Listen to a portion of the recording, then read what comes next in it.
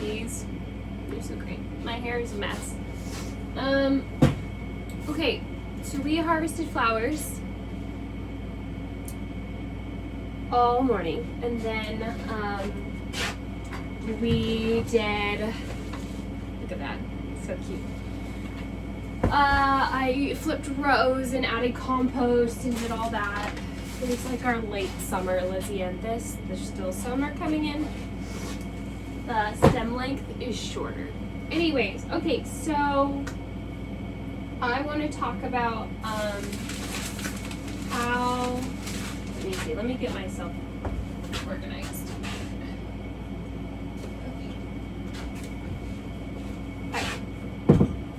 Okay, so I wanted to come on here, and because it's my new routine and schedule to when I make bouquets, to make a video and to not procrastinate, and to see where, like, how I can help at least somebody with flower farming. So currently I am growing in zone 8B, and I run 2 flower stands in my local community. And I opened my flower stands last year. So I want to talk about my flower stands, how they operate, what I do, how it works.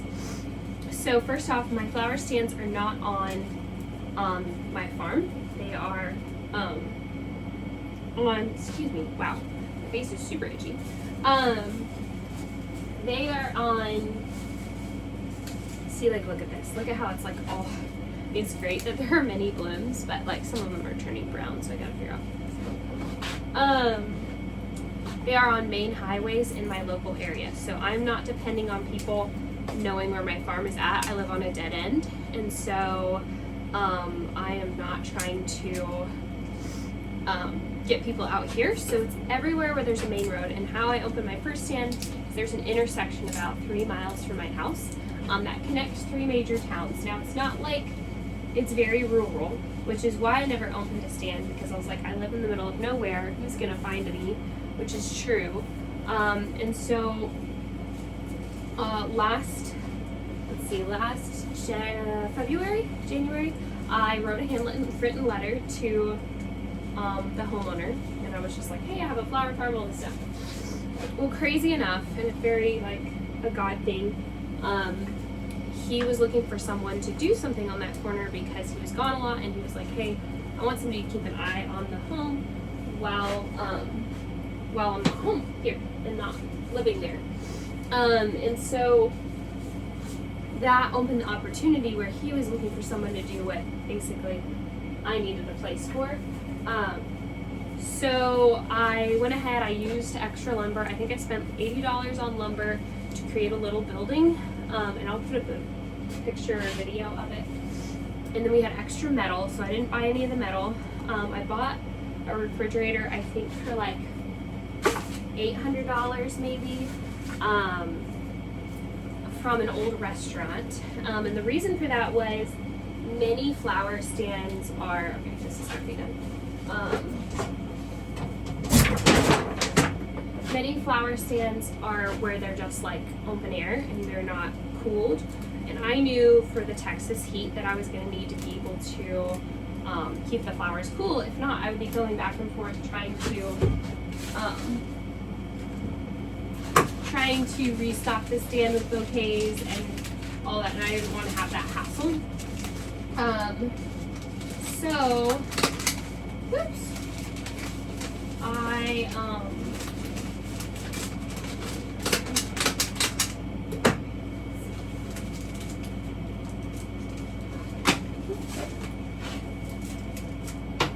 anyways, so I put a cooler in it, that way I could fill it up and the flowers would stay fresh.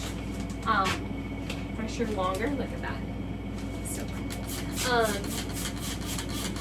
And so anyways, so it has a cooler in the building. It looks like a bus stop. A lot of people were like, it looks, telling me that's what it looked like when I first put it in. So basically I relied, I didn't do any road signs. I relied on traffic passing and then my customers from the past that I've served, and then a lot of just social media content. So I got it up and running in the second week in April of last year. And right off the bat, people were buying from the stand. I think because I would say there's probably a car probably every minute. So I put cameras on the stand so I could keep an eye on it. It also is open 24/7. So even late at night, people would stop and grab bouquets. And then I did put a little sign right outside the stand where I could change like the wording and stuff, and say like if flowers were in there. So that was really a cool opportunity for me. And then from there, we basically would, trying to think what else. Well, we opened up to have like other vendors. So I brought in people who did bread, macaroons. So I started bringing in other products throughout the season, which was cool. But I did see like also just gauging how much to charge my bouquets. I realized that if I had bouquets that were lower priced, that actually I sold less, and then I sold less in financial wise. I made less money by doing that, which is really sad. So I realized I had to keep everything really high priced. I couldn't do like $5 or $15 bouquets. I had to do expensive flowers, which compared to actually other farms, mine are not as even expensive as they do them. And then so yeah, so that's kind of how that started. I have a guest book, I have music playing, I have a cash box, and then we also do Venmo, Cash App, we do credit card, which I think having all of those is super helpful. I have been asked to do Apple Pay at my stands, so I may open that up. And then I'm trying to think after that. Yeah, so basically we had our first season. By the end of the season, you know, I was selling pretty regularly. We were selling, I don't know, maybe 25 bouquets per week. And we do other things with the farm, so it wasn't our main source. And then this past spring was this stand's second year, and I was restocking every single, maybe every other day. We were selling maybe like 10 bouquets at a time in there. Look at this one. This is so pretty. So that's kind of what we were doing. And then we actually had to move the stand because they sold the property and I got a new landowner and he didn't want it there. So we had to move it. But this second year I put in road signs, which I actually think helped promote the stand a great deal. I mean, we started having customers, felt like every hour some days. And so we had really built up, and they were like all new customers, which meant it wasn't even my old clientele that were being more consistent. It was just like more people. So I also put up signs for like reviews. Hey, leave us a review. Join our points list, which no one's really taken those, which is interesting. So those are just some thoughts that have kind of come to me of like, oh, maybe I should do this. And I haven't really seen many takers on those points. So then the other thing is, I think location-wise has been really key for this stand. So I moved that stand to another main road. So I opened this past year, I opened 2 locations. So I had my old stand, which I had to move, and then I opened a second location. And the second location is in a parking lot. And so it's hard for people to get to the stand. So we've kind of figured out, like, as in they can see it from the road, it has great signage, but they have to like pull into a parking lot, which I think diminishes how many people actually want to stop.